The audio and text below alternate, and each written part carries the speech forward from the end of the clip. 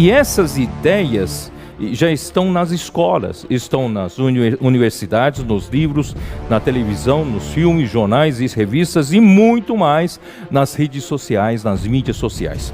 Esse conceito está sendo passado para o cidadão comum abertamente, desafiando e minando a fé cristã. Influências, né? Aí vem, essas influências vêm de filosofias que eu já falei, de Nietzsche e também de outros, né? Então começam a surgir os problemas das minorias. Aquilo que a Bíblia condena e o homem, por viverem em pecado, começam a surgir, não é isso? Essas minorias que eram no passado condenadas, essas práticas eram condenadas no passado, né? Por causa ainda do padrão, né, que nós tínhamos de julgamento. Mas pouco a pouco não tem como segurar, porque só mesmo quem tem a vida de Deus é que consegue guardar a lei de Deus, né? E o homem não consegue. Então, pouco a pouco vão surgir, né, as chamadas minorias. E essas minorias, no começo, pedem liberdade, né? Pedem para não serem oprimidos, né? Pedem para serem tratados com dignidade e mostram, né, muitas injustiças, muitos deles foram mortos ou maltratados. Então começa a lutar, né, pelos seus direitos, etc, etc. Nós vemos isso claramente em todos os dias, né? Eu não estou dizendo que devemos ir contra tirar os direitos dessas minorias, não estou dizendo isso, tá? E esses movimentos, uma vez estabelecidos, eles lutarem pelo seu direito, uma vez estabelecidos, eles não se contentam com isso. Eles querem, né, obrigar a que a maioria, né, reconheçam os seus pressupostos, quer dizer, as suas teses, a sua maneira de viver, a sua argumentação de viver do jeito que eles vivem, eles querem que a maioria aceitem, eles querem que a maioria aprovem. Queridos irmãos, eles têm liberdade de viver do jeito que eles vivem, Deus vai julgar todas as coisas. Mas, queridos irmãos, fazer a cabeça, lavagem cerebral de toda a sociedade por causa de como pensam essas pequenas minorias, irmãos, é isso que está errado. É isso que está derrubando toda a lei, né? Todas as amarras da lei, todos os laços da lei. O movimento LGBTQ+, começou afirmando direitos e pedindo dignidade, combatia abusos e injustiças. No entanto, uma vez estabelecida, a primeira fase desenvolveu então uma agenda de que todo ser humano deve concordar com seus pressupostos. Irmãos, esse momento está tão forte que hoje está nas premissas de várias companhias grandes, das empresas grandes, que já tem esse alinhamento com esse movimento. Queridos irmãos, isso tudo visa a derrubar, né, a lei que ainda segura a sociedade humana. Nós ainda temos uns certos conceitos éticos e morais, eu digo o povo da sociedade ocidental, né, ainda tem esses conceitos e não conseguem tolerar certas coisas. Então, quando o anticristo surgir, ele não quer, né, que essas coisas sejam restrição para as suas ações, para os seus movimentos.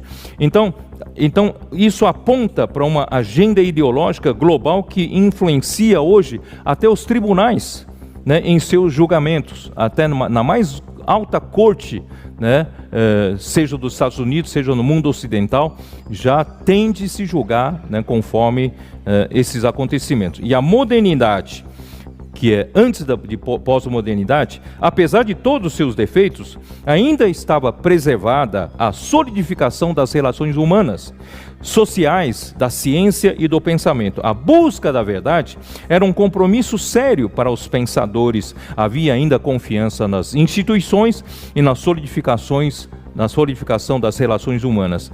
Mas, na pós-modernismo está sendo derrubado até isso.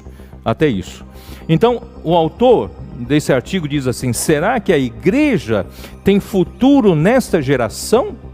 Na minha opinião, ela está correndo grande perigo a uma verdadeira tempestade a caminho. Irmãos, essa tempestade é a apostasia pré-anunciada. Então, quando conseguir derrubar todas essas restrições de lei, das leis, não é isso? Que começou com a lei mosaica. E os conceitos ainda da ética, da própria lei de Deus, né? Esses conceitos da ética estão permeados na sociedade ocidental. Então isso ainda amarra para não surgir o homem da iniquidade. Então estão sendo derrubados esses laços. Por isso os reis e os príncipes e as nações, os gentios, né, estão com fúria. Porque nós ficamos tão amarrados com Deus? Por aqui é Deus, por ali é Deus, quer dizer, tudo, né, a lei de Deus parece que está definindo tudo. Vamos derrubar tudo isso. Irmãos, quando começarem, né, surgir os que não mais são regidos pela qualquer restrição da lei, irmãos, chegou o momento do surgimento do homem da iniquidade, do anticristo. Irmãos, o que eu quero dizer é o seguinte: por isso eu venho dizendo sobre a importância da estrutura da vida cristã, estrutura da vida da igreja: a fé, o amor e perseverança. Irmãos, nós não só não somos apenas regidos exteriormente pela Bíblia, né? Exteriormente pela lei que Deus deixou, mas nós somos regidos por uma lei que foi inscrita em nosso coração. Então, a fé nos dá acesso à própria verdade. Como uma pessoa, nós temos acesso à substância de Deus, nós temos acesso, né, ao ser de Deus, né? Hebreus 1:3 traduz hipóstase para ser. Nós temos acesso ao ser de Deus, nós temos acesso à única realidade permanente, concreta e fundamental, que é a única verdade absoluta desse universo. Nós temos acesso e podemos ficar conectados a ela todo o tempo. E vivendo por essa fé, irmãos, surge a sua essência. A essência de Deus é amor. Nós então cuidamos da igreja em labor de amor. Mesmo em tempos difíceis, nós vamos cuidar um dos outros, vamos orar uns pelos outros, não é isso? Labor de amor. E por fim, irmãos, eu não tenho tempo, por fim é a perseverança da esperança. Em toda graça que o Senhor nos dá, por meio da fé, que temos acesso a Deus, temos acesso às riquezas de Deus, temos acesso ao ser de Deus, a vida de Deus, a natureza de Deus, a palavra de Deus, irmãos, precisam ser a verdade em nós. Todas essas coisas precisam se tornar a nossa realidade. Enquanto toda a verdade, toda a palavra de Deus, todo o conteúdo da palavra de Deus, todo o ser de Deus, que eu ouvi pela palavra profética, pela palavra fundamental, não se tornarem a minha realidade, apenas guardo aqui na minha mente, no arquivo da minha mente, irmãos, eu ainda não tenho segurança, não tenho solidez. Qualquer coisa pode me balançar. Queridos irmãos, nós precisamos das tribulações. E a tribulação produz perseverança. Romanos 1 diz, Romanos 5 diz isso. A tribulação produz perseverança. E a perseverança, irmão, se você perseverar, mesmo com dificuldade, com provações, com sofrimentos, você não desanima, né? Você hoje, se você vive hoje assim, no meio das provações, você vive perseverando, você vai ser aprovado.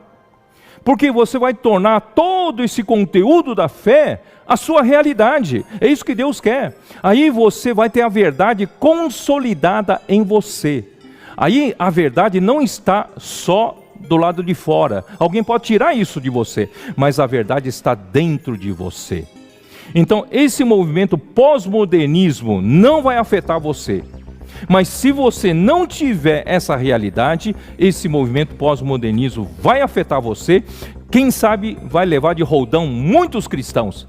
Tomara que os da vida da igreja não sejam levados, porque Deus precisa de nós para formar o exército de jovens santos para lutar do seu lado, né? Para restabelecer o seu reino na terra. Irmãos, eu não tenho mais tempo, tenho muita coisa para falar, não tenho mais tempo. Que o Senhor abençoe a todos. Espero poder ter esclarecido isso. É urgente, irmãos. Não estou aqui preocupado em falar uma boa pregação. Estou preocupado, irmãos, a passar essa urgência que Deus revelou na sua palavra. Deus precisa nos preparar. Hoje talvez você não tenha muita pressão, mas se você permitir, nas pressões de hoje, nas provações de hoje, consolidar a sua fé, consolidar a verdade, a realidade em você. Você não é mais somente aquele que sabe de muitas coisas, mas não tem nada consolidado. Mas Deus quer consolidar Ele mesmo com a verdade em você. Aí você não será levado por todo o vento de doutrina, de um lado para o outro. Você tem a verdade consolidada. Aí nunca, ninguém mais conseguirá fazer você vacilar. E Deus está preparando a sua igreja para esse momento final da apostasia.